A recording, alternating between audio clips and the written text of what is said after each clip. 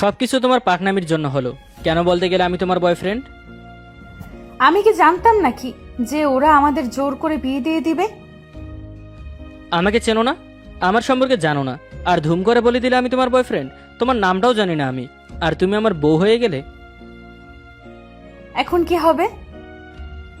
কিছুই হবে না, যাও বাসায় যাও। আর নাম কি বলে যাও? আমি তানহা। আর আপনি? রুদ্র। যাও এখন। তানহা আর কিছু না বলে চুপচাপ চলে যায়। কি হয়েছে সেটা হয়তো সবাই ভাবছেন। আসলে কলেজে এক বন্ধুর সাথে দেখা করতে এসেছিলাম। কলেজে পুকুর পাড়ে বসে বন্ধুর জন্য অপেক্ষা করছিলাম। তানহার বান্ধবীরা ওর সাথে বাজি ধরেছে আমাকে আই লাভ ইউ বলে জড়িয়ে ধরতে। সে এসেই সেটাই করে। আর এখানকার কিছু পাতিনেতা এসে জোর করে বিয়ে পড়িয়ে দিয়ে চলে যায়। মেয়েদের আমি বিশ্বাস করি না, একবার একজনকে বিশ্বাস করে ঠকেছি, তাই এখনো বিয়ে করব না বলে ঠিক করি। কিন্তু এই মেয়ের পাল্লায় পরে আমার কোরবানি হয়ে গেল। কলেজে আর না থেকে বের হয়ে গাড়ি নিয়ে সোজা বাসায় চলে আসি। বাসায় যদি আব্বু এই কথা শুনে তাহলে আমাকে মেরেই ফেলবে। এমনি কলেজে আসতে দিতে চায় না কোনো ছেলের সাথে কথা বলবো বলে। এখন সোজা বিয়ে হয়ে গেল। আর ক্লাস করতে ইচ্ছে করছে না। কলেজ থেকে বের হয়ে রিক্সা নিয়ে বাসায় চলে আসি। আব্বু নিচে বসে আছে। আমি কিছু না বলে সোজা রুমে চলে যাই। আপু বসে আছে। আমার মন খারাপ দেখে আপু বলে, কি রে তানহা, কি হচ্ছে তোর? মুখটা এমন মলিন লাগছে কেন? কিছু হয়নি আপু, ভালো লাগছে না, একটু ঘুমাবো। মিথ্যে বলছিস আমাকে, তাই না? তোর মুখ দেখেই বুঝতে পারছি তোর কিছু হয়েছে। আপুকে বলবি না? সত্যি কিছু হয়নি আপু, মাথা ব্যথা করছে তাই এমন লাগছে। আপুকে আর কিছু বলতে না দিয়ে উল্টো পাশ হয়ে শুয়ে থাকি। আর রুদ্রর কথা ভাবছি। ছেলেটা দেখতে খুব স্মার্ট। যদি সবার মত নিয়ে আমাদের বিয়ে হতো তবে কতই না ভালো হতো। আমি তানহা, এবার অনার্স ফাইনাল ইয়ারে পড়ছি। বড় আপু তন্নি, আব্বু আর আম্মুকে নিয়ে আমাদের পরিবার। বাসায় আসতে আম্মু সামনে এসে দাঁড়ায়। কিছু বলবে আম্মু? মাত্র 4 দিন হলো দেশে ফিরেছিস, কোথায় বাসায় থাকবি তা না করে বাইরে ঘুরছিস। বন্ধুদের সাথে দেখা করতে গিয়েছিলাম, ঘুমাচ্ছে, পরে কথা বলবো। আম্মুকে কিছু বলার সুযোগ না দিয়ে রুমে চলে আসি। দরজা বন্ধ করে ব্লেজারটা খুলে সরে মারি। রাগে শরীর কাঁপছে রীতিমতো। আমি আর কারো মায়ের নিজেকে জড়াবো না। সব মেয়েরা এক, নিজের স্বার্থ শেষ হলে ছুঁড়ে ফেলে দেয়। ড্রয়ার খুলে সিগারেটের প্যাকেট নিয়ে ব্যালকনিতে চলে আসি। প্যাকেট থেকে একটা সিগারেট বের করে জ্বালাই। আমি রুদ্রনীল চৌধুরী, বাইরে থেকে লেখাপড়া শেষ করে 4 দিন আগে দেশে ফিরেছি। কি জন্য দেশের বাইরে গিয়েছিলাম সেটা পরে জানতে পারবেন। সিগারেট শেষ করে রুমে এসে শুয়ে পড়ি। দুপুরে ঘুম থেকে উঠে গোসল করে খাবার খেয়ে সোফায় বসে আপুর সঙ্গে গল্প করছি। আব্বু বলে, কাল তোমাকে কলেজে যেতে হবে না। কেন আব্বু, কিছু হয়েছে? কাল তোমাকে দেখতে ছেলেপক্ষ আসবে, আর লেখাপড়ার কোনো ক্ষতি হবে না। ছেলে নিজে বলেছে তুমি লেখাপড়া করতে চাইলে সে বিয়ের পরেও তোমাকে পড়াবে। আমি এখন বিয়ে করব না আব্বু। তোমার মতামত তো আমি জানতে চাইনি, আমি আমার কথা জানিয়েছি। চুপচাপ রেডি হয়ে দেখো। বলেই আব্বু চলে যায়। এখন কি করব? আব্বুকে কি করে বলবো আমার বিয়ে হয়ে গেছে? সেটা যেভাবেই হোক হয়েছে তো। আমার রুদ্রর সাথে কথা বলতে হবে, কিন্তু নাম্বার বা ঠিকানা আমি কিছুই তো জানি না। হ্যাঁ, কাজী সাহেবের কাছে ওনার ঠিকানা আছে, আজকেই আমি যাব। কি রে, কি ভাবছিস? ছেলে তো খুব ভালো, বিয়ের পরেও তোকে পড়াবে। দুলাভাইও তোকে বিয়ের আগে এসব বলেছে? পড়তে পেরেছিস তুই?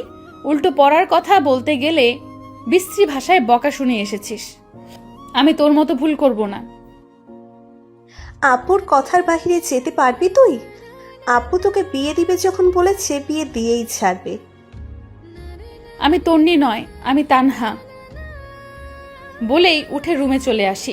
ব্যাগটা নিয়ে বাসা থেকে বের হয়ে কাজী অফিসে চলে আসি। কাজী সাহেবের থেকে ঠিকানা নিয়ে রওনা দেই রুদ্রর বাসার উদ্দেশ্যে। আম্মু আমি একটু বাইরে যাচ্ছি, ফিরতে সন্ধ্যা হবে। তোর কি বাসায় থাকতে ইচ্ছে করে না নাকি? বাইরে কি সারাদিন তোর? সন্ধ্যায় তো চলে আসবো, আমি গেলাম। বলেই বাসা থেকে বের হয়ে গাড়ি নিয়ে চলে আসি নদীর পাড়ে, পুরনো কিছু স্মৃতির মাঝে নিজেকে খুঁজে পেতে। একটা বিশাল বাড়ির সামনে এসে রিক্সা থামায়। আমি রিক্সা ভাড়া দিয়ে বাসার সামনে এসে কলিং বেল দিই। একজন ভদ্র মহিলা দরজা খুলে আমাকে পা থেকে মাথা পর্যন্ত দেখে বলে, তুমি কে মা? কার কাছে এসেছো? এটা কি রুদ্রনীল চৌধুরীর বাসা? আমি রুদ্রর আম্মু। রুদ্রর সাথে তোমার কি সম্পর্ক?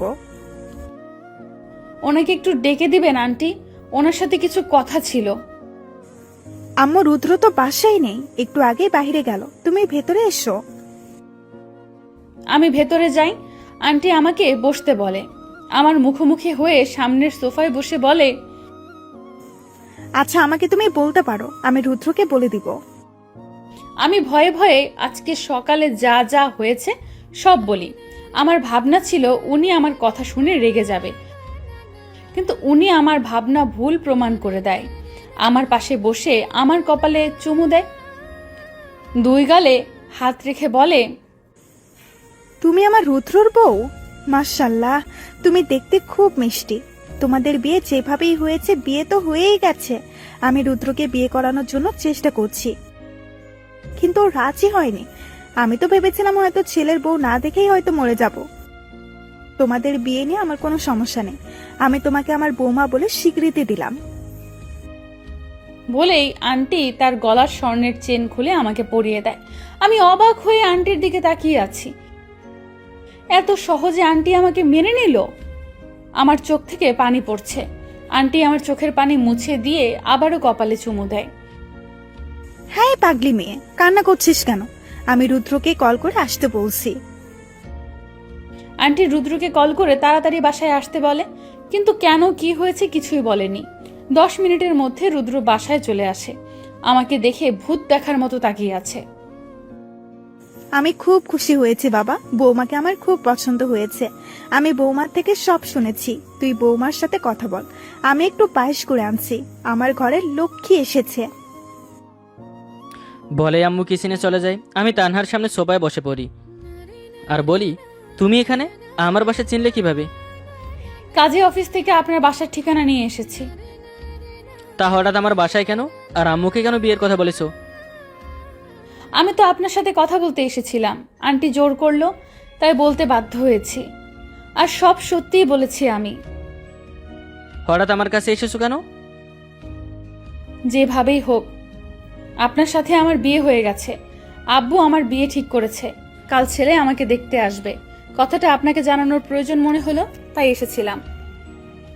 তোমার বাসায় তুমি বিয়ের কথা বলনি? আপনি আমাকে মেনে নেবেন কি না সেটা তো আমি জানি না, তাই বলতে সাহস হয়নি। তোমার গলায় আম্মুর চেন, তার মানে আম্মু তোমাকে বৌমা হিসেবে মেনে নিয়েছে? জি, আন্টি সব শুনে আমাকে এটা পরিয়ে দিয়েছে। কাল কখন আসবে ছেলে? বিকেল 4টায়। কি করব আমি? তোমার কিছু করতে হবে না, যা করার আমি করব। আমাকে কি আপনি আপনার বউ হিসেবে মেনে নেবেন? সেটা কাল তোমার বাসায় গিয়ে সবার সামনেই বলবো। আমাদের কথার মাঝে আম্মু পায়েস নিয়ে আসে, তানহাকে আম্মু নিজেই হাতে খাইয়ে দিচ্ছে। তানহাকে আম্মু পছন্দ করেছে সেটা বুঝতে পারলাম। কিছু সময় পর তানহা আম্মুর থেকে বিদায় নিলে আমি গাড়িতে করে ওকে পৌঁছে দেই। তানহা বাসার ভিতরে যাবার সময় বলে, কাল সত্যি আপনি আসবেন তো? আসতে তো হবেই, নয়তো আমার বউ অন্য কেউ নিয়ে যাবে, সাবধানে থেকো। বলেই উনি চলে যায়। আমি বাসার ভেতরে যেতেই আব্বু এসে আমার সামনে দাঁড়ায়। আমি ভয়ে ভয়ে আব্বুর দিকে তাকিয়ে আছি। আব্বু বলে, কোথায় গিয়েছিলে তুমি? একটু বান্ধবীর সাথে দেখা করতে। আব্বু আমাকে বলে গিয়েছে, আর বেশি সময় হয়নি। এখন থেকে বাসার বাইরে যাবে না, যাও রুমে যাও। আমি আর 1 সেকেন্ডও না দাঁড়িয়ে রুমে চলে আসি। আব্বু কেন আমার সাথে এমন করছে জানি না। রুদ্র, আপনি কখন আসবেন? আপু রুমে এসে আমার পাশে বসে কাঁধে হাত রাখে। সত্যি করে বল তো তানহা, কোথায় গিয়েছিস? বান্ধবীদের সঙ্গে দেখা করতে। তোর চোখ বলে দিচ্ছে তুই মিথ্যে বলছিস। আমাকে তুই এতটা পর ভাবিস? আমার কাছে নিজের মনের কথা বলতে পারছিস না? কালকে সব বলবো আপু, আমাকে একটু একা থাকতে দে। ঠিক আছে, তবে কাল কিন্তু কোনো কথা লুকাতে পারবি না। আমি ঠিক আছে বলতে আপু রুম থেকে চলে যায়।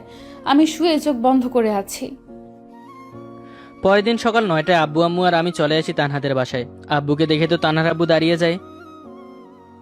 আরে স্যার, আপনি আমার বাসায় আপনি এসেছেন? আমার তো বিশ্বাস হচ্ছে না। আব্বু তানহার আব্বুকে বলে, আমরা একটা বিশেষ কাজের জন্য এসেছি। বসুন আগে স্যার। তন্নি, মা কোথায়? এখানে আয় তো। তন্নি নামটা শুনে বুকের ভেতরটা ধক করে ওঠে। এটা সেই তন্নি নয় তো? তানহা আর তন্নি আমাদের সামনে এসে দাঁড়ায়। তন্নিকে দেখে আমি বসা থেকে দাঁড়িয়ে যাই। আরে নীল, তুমি এখানে? তন্নি, তুমি? এটা তাহলে তোমাদের বাসা? তোমরা একে অপরকে আগে থেকে চিনো? ছি আন্টি, আমরা ক্লাসমেট ছিলাম। তুমি এখানে কেন? তোমার বোন তানহাকে আমাদের সাথে নিয়ে যেতে। ঠিক বুঝলাম না ভাবি।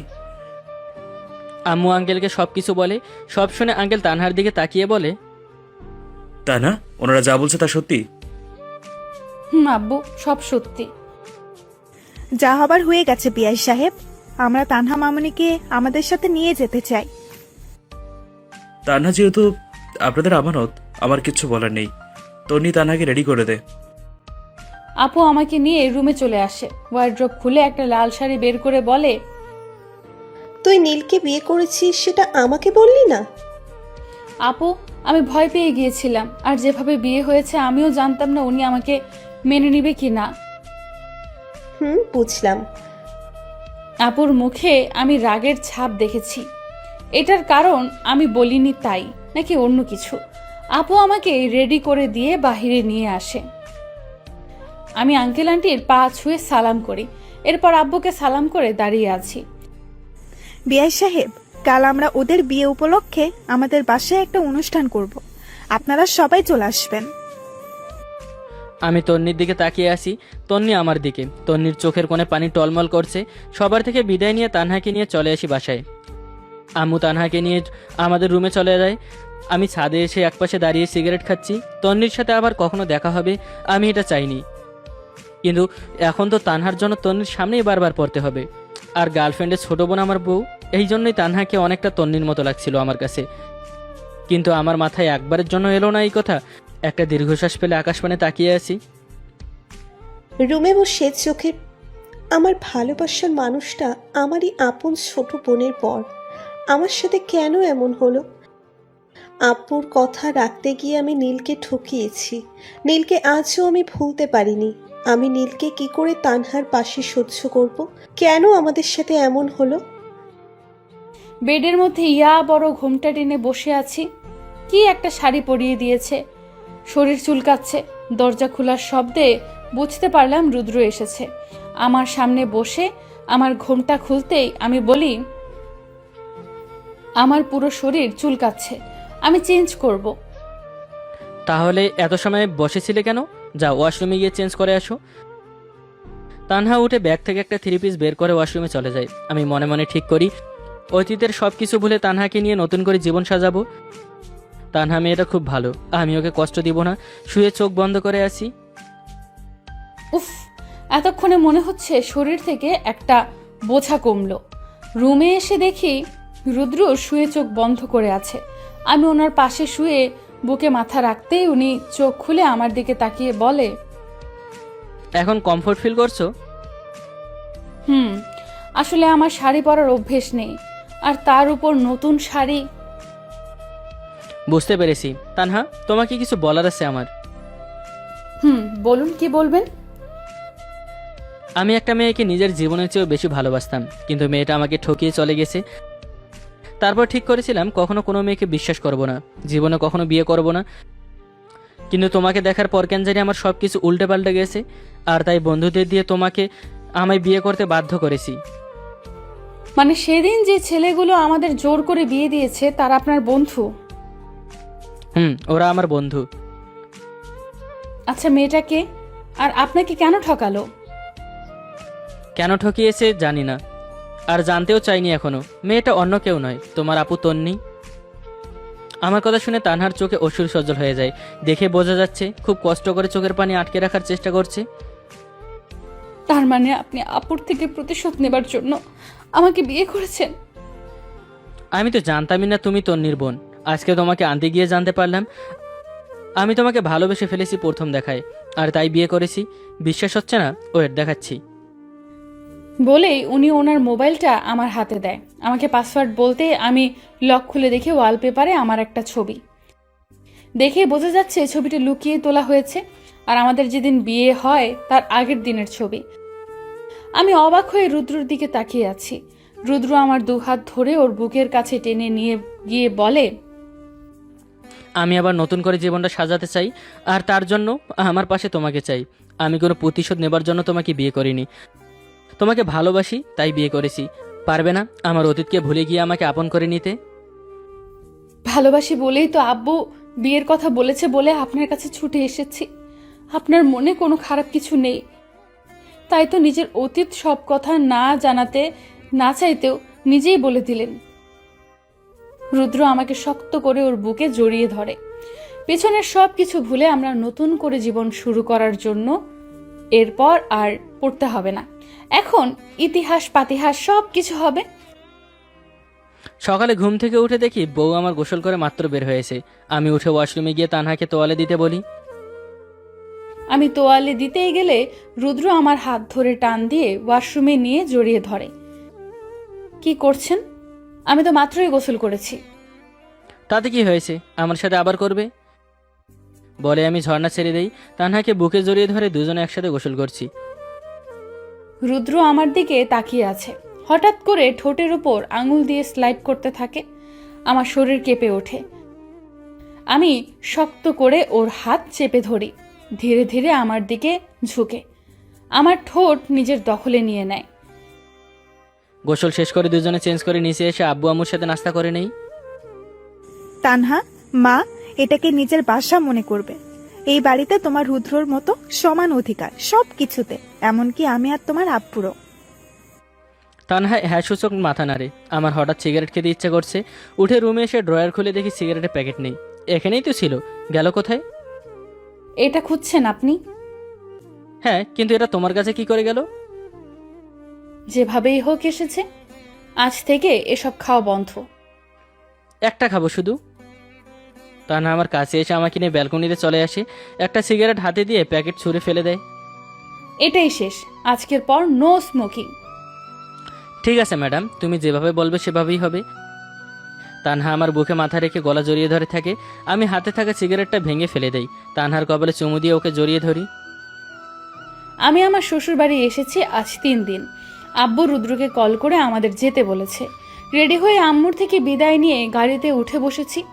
রুদ্র গাড়ি স্টার্ট দিয়ে ড্রাইভ করছে। এমন চুপচাপ কেন? ও বাসায় গিয়ে ভুল করেও আপুর সঙ্গে কথা বলবেন না। শুধু কেমন আছো, ভালো আছি, এর বেশি কোনো কথা বলবেন না। এটা কি আমার বইয়ের আদেশ নাকি হুমকি ছিল? সেটা আপনি যা ইচ্ছা মনে করতে পারেন। আমি যা বলেছি তাই যেন হয়। আমি মুচকি হেসে সামনে তাকিয়ে ড্রাইভ করছি। তানহা আমার কাছে এসে আমার কাঁধে মাথা রেখে হাত জড়িয়ে ধরে থাকে। আমি ওর মাথায় চুমু দিয়ে বলি, আমি তোমাকে স্যার আর কাউকে নিয়ে ভাবতে চাই না। তোমার আপু আমার অতীত ছিল, আর তুমি আমার বর্তমান আর ভবিষ্যৎ। আমি রুদ্রর হাত আরো শক্ত করে জড়িয়ে ধরি। কিছু সময়ের মধ্যে আমাদের বাসায় চলে আসি।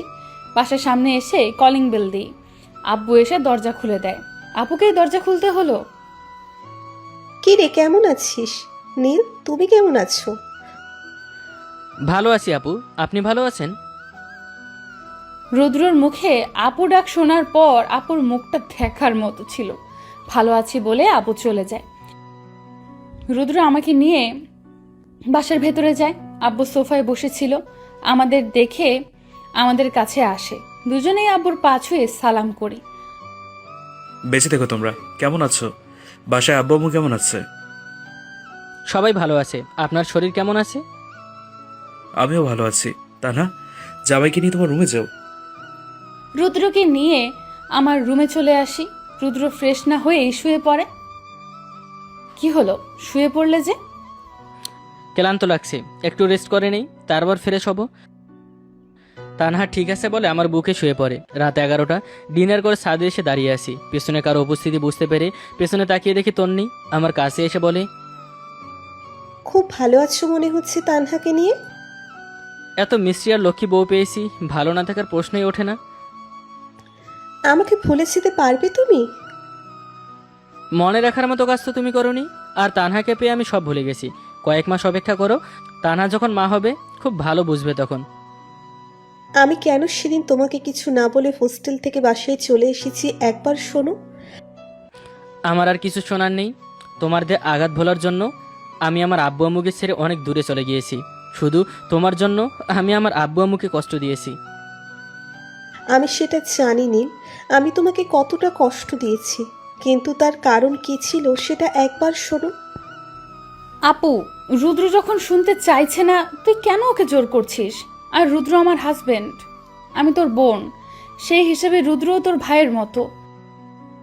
তানহার কণ্ঠ শুনে পেছনে তাকাই দুজন। তানহা আমার কাছে এসে আমাকে জড়িয়ে ধরে বলে, রুদ্র আমাকে সব বলেছে, আর রুদ্র তোকে ভুলে গেছে। এরপর আর কখনো আমার হাজবেন্ডের সাথে এসব কথা বলবি না। রুদ্র, রুমে চলো। আমি তানহার সাথে রুমে চলে আসি। একটু আগে নরম মেজাজের বউ আমার এখন বাংলা ছবির রিনা খানের মতো রূপ ধারণ করেছে। কি হলো? তুমি এমন রাগি রাগি চোখে তাকিয়ে আছো কেন? আমি তোকে আসার সময় কি বলেছিলাম? তুই তারপরও আপুর সাথে কেন কথা বলেছিস? আমি থেকে সোজা তুই। তুই এর থেকে যদি নিচে কিছু থাকতো তাহলে তোকে তাই বলতাম। তুই আপুর সাথে কেন কথা বলেছিস বল? আরে আমি তো ছাদে গিয়ে দাঁড়িয়েছিলাম, তোমার আপু এসেই কথা বললো। আমি তো কথা বলতে চাইনি। বউ আমার রেগে আগুন, আমার কাছে এসে কলার ধরে আমার দিকে রাগি লুকে তাকিয়ে আছে। হুট করে আমার পায়ের ওপর দাঁড়িয়ে আমার ঠোঁটে নিজের ঠোঁট মিশিয়ে দেয়।